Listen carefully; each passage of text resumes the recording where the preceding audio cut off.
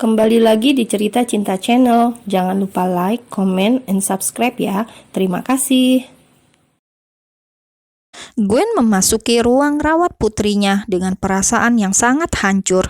Bagaimana tidak, sudah 3 bulan lamanya dirinya melihat putrinya tidak berdaya di atas tempat tidur pasien dengan segala alat medis yang menempel di tubuh putrinya.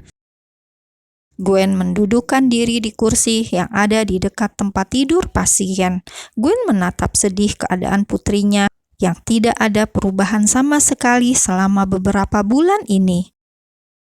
Gwen mengambil sesuatu dari dalam tasnya, yaitu alat bantu dengar.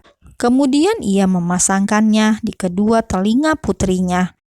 Hal inilah yang selalu ia lakukan setiap harinya, berharap jika Anaya bisa meresponnya. Gwen memegang tangan putrinya dengan erat.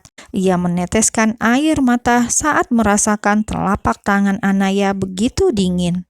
"Mam berharap kamu bisa mendengar Mami, Naya," ucap Gwen seraya mengusap air matanya dengan cepat. "Mam, jangan seperti ini." Aiden menepuk pundak istrinya beberapa kali. "Aku hanya ingin berbicara dengan putriku yang sudah tidak menyayangi kedua orang tuanya lagi. Lihatlah dia begitu terlelap dari tidurnya sampai berbulan-bulan," ucap Gwen berderai air mata. "Jika dia menyayangi orang tuanya, pasti dia akan bangun dan memeluk kita," Gwen berkata dengan lirih dan serak karena menahan tangisnya. Aiden menghembuskan nafasnya dengan kasar. Selama ini ia sudah berusaha sabar, tabah, dan kuat untuk menghadapi cobaan ini. Dan saat ini dirinya merasa sangat rapuh dan hancur. Aiden meneteskan air mata, namun dengan cepat ia mengusapnya. Tanpa mereka sadari, kedua sudut mata Anaya mengeluarkan air mata.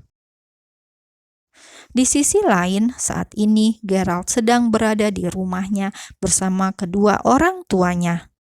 "Ralph, kamu ingin melanjutkan kuliah di mana?" tanya Mama Gerald. Gerald mendongak menatap kedua orang tuanya bergantian. "Apakah aku mempunyai pilihan?" jawab Gerald dengan nada ketus. "Papa minta maaf karena selama ini sudah terlalu keras kepadamu. Kamu ingin menjadi musisi, Papa akan mengizinkannya," jawab pria paruh baya itu. Gerald menggeleng sebagai jawaban. "Aku tidak ingin menjadi musisi lagi. Aku akan kuliah di Fakultas Bisnis seperti yang kalian inginkan," ucap Gerald. Kedua orang tua Gerald saling pandang. Mereka tidak mengerti dengan putranya yang tiba-tiba berubah pikiran. "Kenapa kamu berubah pikiran? Bukankah selama ini kamu begitu ngotot ingin menjadi musisi?" tanya Papa Gerald. Gerald tidak menjawab, dan pemuda itu langsung beranjak dari hadapan orang tuanya menuju kamarnya. Sampai di dalam kamar, Gerald mengambil ponselnya, lalu membuka galeri penyimpanan foto. Bibirnya menipis dan kedua matanya berkaca-kaca saat melihat foto Anaya yang ia ambil secara diam-diam. Gadis cantik yang sudah mencuri hatinya, gadis cantik yang terlihat sangat sempurna. Gerald berjalan menuju balkon kamarnya. Ia mendongak dan menatap gemerlapnya bintang yang indah di langit malam. Bibir Gerald melengkung tipis saat mengingat kenangannya dengan Anaya saat pertama kali bertemu. "Ini naiknya bagaimana? Aku kan pakai rok." Anaya kebingungan saat akan naik ke motor Gerald yang tinggi. "Merepotkan." "Hei, kamu yang menawarkanku tumpangan, kenapa marah?" omel Anaya. Gerald rasanya ingin tergelak saat mengingat momen itu. Dari awal ia sudah tertarik dengan Anaya karena menurutnya Anaya berbeda dengan gadis yang lainnya. Anaya mempunyai sisi yang sangat lembut dan sabar.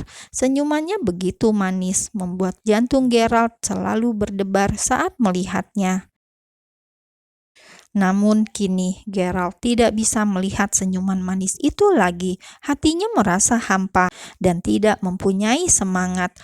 Bahkan ia merasa enggan untuk melanjutkan mimpinya yang ingin menjadi musisi.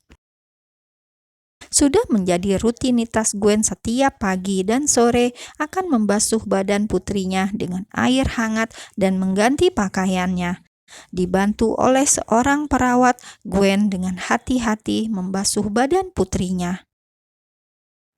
"Lihatlah, kamu selalu terlihat sangat cantik," ucap Gwen yang sudah selesai membasuh badan Anaya dan menggantikan pakaian putrinya.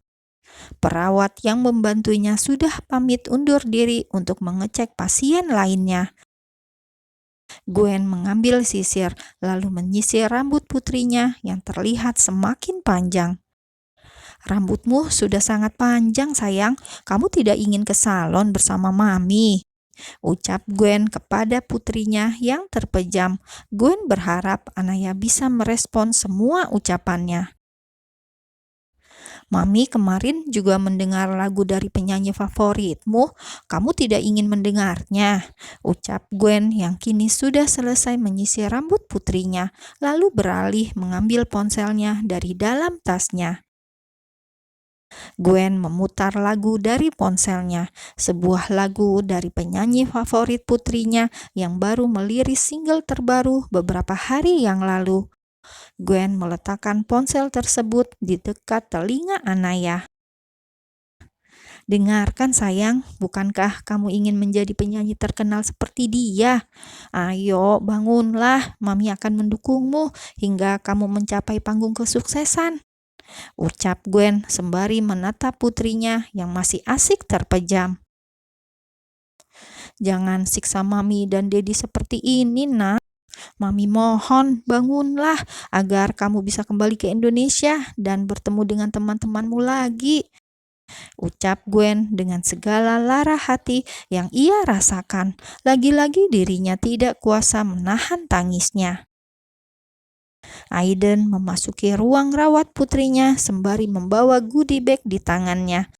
Ia menghentikan langkahnya di ambang pintu saat melihat istrinya terduduk di kursi di sebelah tempat tidur pasien sambil menangis sedih. Aiden melangkahkan kakinya ke dalam kamar tersebut. Miris memang saat melihat kondisi putrinya yang memprihatinkan.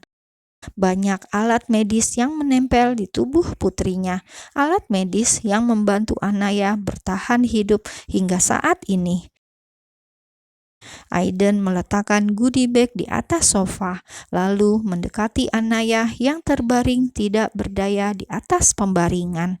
Lalu mengambil ponsel yang ada di dekat telinga Anaya dan menyerahkannya kepada Gwen. Aiden menundukkan kepalanya lalu berbisik sesuatu kepada putrinya. "Anaya, Dedi berharap kamu segera sadar. Kamu tidak kasihan melihat mamimu seperti ini. Sepanjang hari selalu menangis dan memikirkanmu. Jika kamu tidak bangun, maka Dedi akan marah kepadamu dan tidak ingin berbicara denganmu lagi," bisik Aiden dengan tegas, walaupun hatinya saat ini terasa teriris. Gwen menatap suaminya yang sedang membisikkan sesuatu kepada putrinya, lalu beralih menatap Anaya. "Apa yang Dedi bisikan kepada Anaya?" tanya Gwen seraya beranjak dari duduknya. "Aku memarahi anak bandel ini yang sudah membuat kita semua bersedih," jawab Aiden. "Dedi, lihatlah, kelopak mata Anaya bergerak," ucap Gwen seraya membekap mulutnya dengan telapak tangannya dan air matanya terus menetes membasahi pipinya. Setelah sekian lama, putrinya baru kali ini merespon ucapan mereka. Sungguh terharu dan bahagia yang dirasakan oleh Gwen dan Aiden. "Kenapa Dedi diam saja? Cepat marahi anak bandel ini," ucap Gwen kepada suaminya. Aiden mengangguk lalu membisikkan kata-kata ancaman kepada putrinya. Sedangkan Gwen memanggil dokter dengan cara menekan tombol yang ada di dekat tempat tidur pasien. Tidak berselang lama, dokter dan perawat memasuki ruangan tersebut dengan tergesa. "Dokter, cepat periksa putriku," dia merespon ucapan kami.